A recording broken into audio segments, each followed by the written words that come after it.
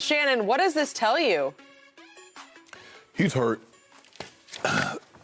Skip, a lot of times, you know, when I speak to things, a lot of times these athletes, I've been in very similar situations.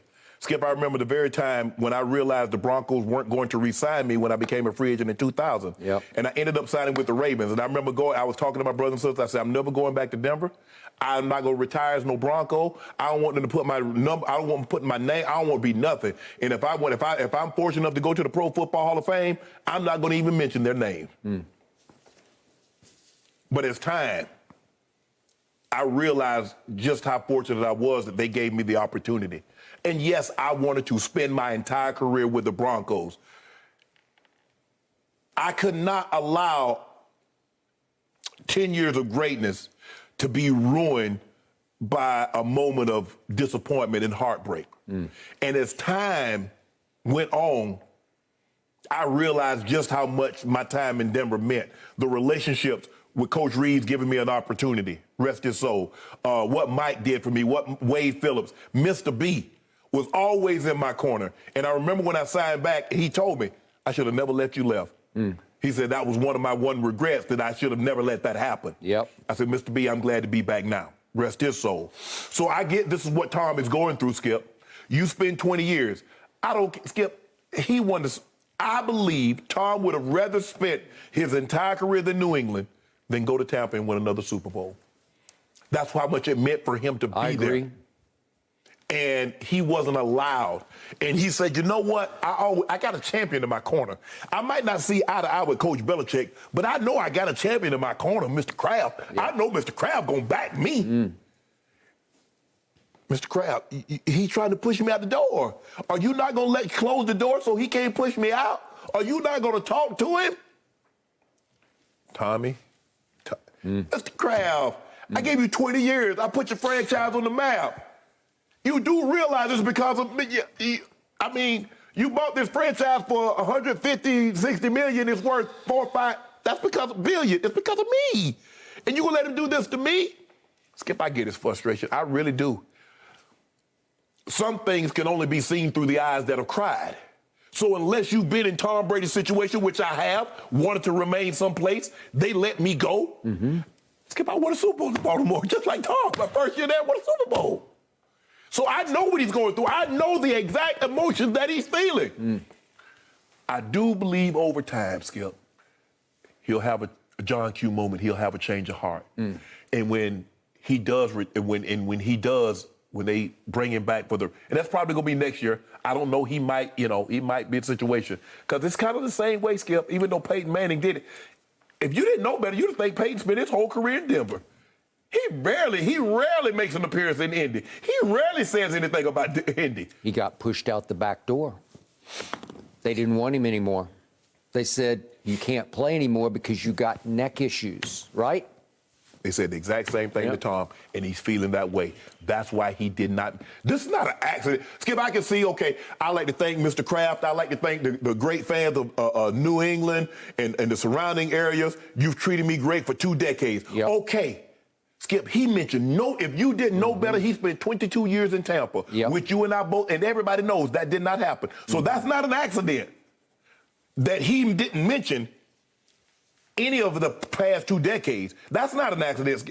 That man too smart for that. No doubt. So we have gone back and forth for years about this. And because I know so many players who played with Tom who believed that Tom was the driving force of the Patriot way, not Bill, but Tom. Now, publicly, a lot of them have stood up for Bill because he's still there and they still are Patriots at heart. And Tom went and won a Super Bowl for another team. And that's the very thing, Skip, that made it survive, because it's the Patriot way and it's bigger than any one player. Even though Tom because look, you can implement anything you want, but you got to have a driving force. You got to have that one guy. Yep. So I told you from the start, I believe that Brady was 75% of the value of the dynasty, that I give him the credit for making it happen and keeping it happening, because he had to constantly be the buffer in the locker room between some angry, irate players who just couldn't take the way that he treated them, because Belichick kept treating players the way you did in the 1960s. He did. And getting away with it. Right. I don't think Shannon Sharpe could have taken it, because not many could have. But it was because Brady would say behind closed doors, it's okay. We're going to win in spite of all that. Just swallow it. Right.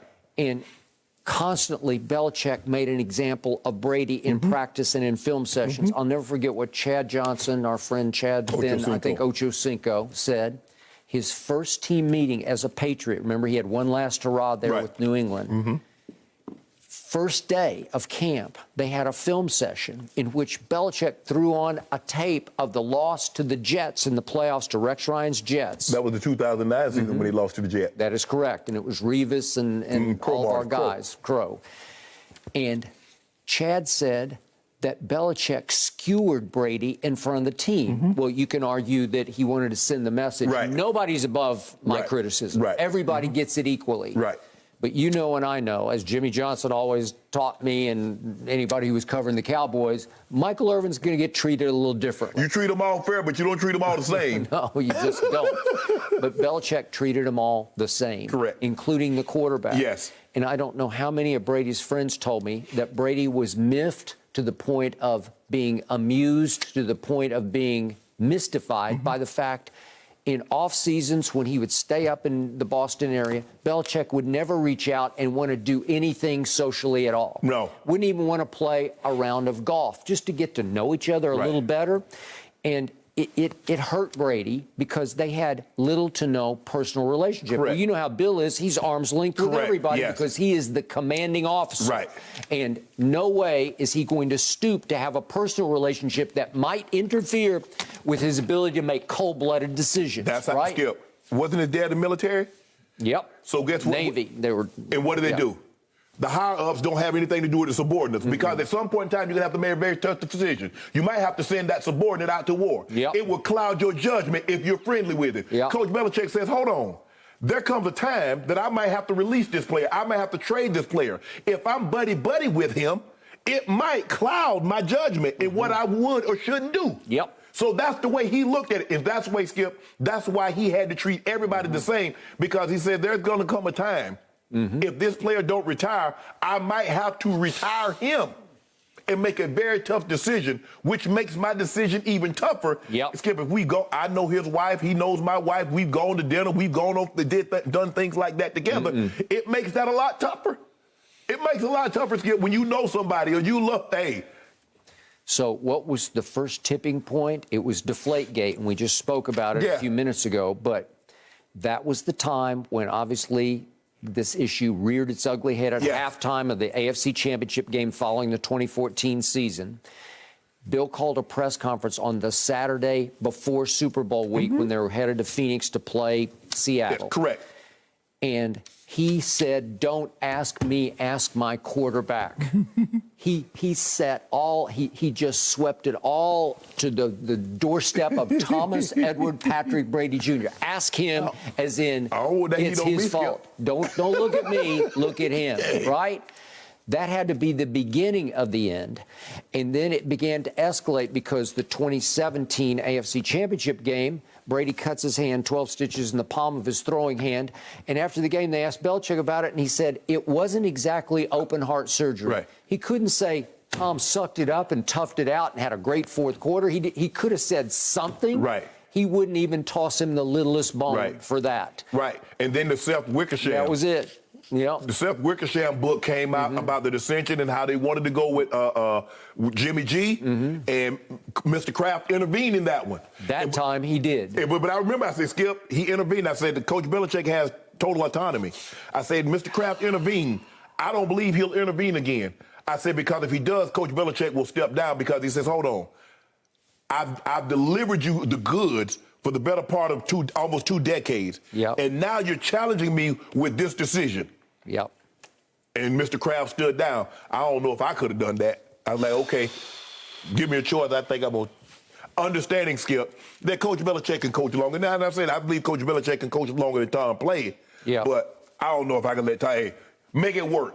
Okay, and yet I've told you from the start, and I stand by it to this moment, that Belichick was mostly a product of Brady's greatness. Without a quarterback, we talk about all this. You're not going anywhere. We ain't going anywhere. And since Brady left for Tampa Bay, I believe to some degree Belichick got exposed. I've called him half-kiddingly counterfeit Bill. But to me, after their playoff loss at Buffalo, I tweeted that Mac Jones is about as far from Tom Brady as I am right now from Buffalo, and I'm in Los Angeles. Right. And that's what he's going to be up against going forward. Yeah. So now, all of a sudden, everything shifts back to Belichick. The ball is in your court because that guy ain't playing anymore. Right. Right? You've got the ball in your court. Well, maybe you can ask him to come back and play. Well, would he go back and play? No, he would not. He is done with that because they were done with him. He is. Yeah. He consider by who all he think. The man think the Glacier and the Tampa region and all this and all of you ain't get 20 years. 20 years. And he didn't. Gone. He didn't mention anything. I don't even think he had anything unless it was and. Yeah. But he ain't got in and nothing. Well, I told you the guy's Jordan-esque. You remember what Michael did in his Hall of Fame speech? Yeah. I don't think Tom's won't do that. No, but this is between the lines. But Skip, but then he hurt. He's hurt. And no doubt. Hey, Tom, I've been there, bro. Good thing social media wasn't there because I probably would have said. Yeah. I probably would have said something very similar, Skip, and then I feel you, Tom. I feel your pain, bro. I feel it. I can't imagine if Shannon had social media back in the day when he was able to be playing and what you would have said. And you were always talking to the media. If you had your own reason to do it, oh boy, that would have been interesting. Thank you for watching. You can subscribe here to get the latest from the show, and be sure to check out more of the best clips from Undisputed, or go watch a few other segments from our other shows on FS1.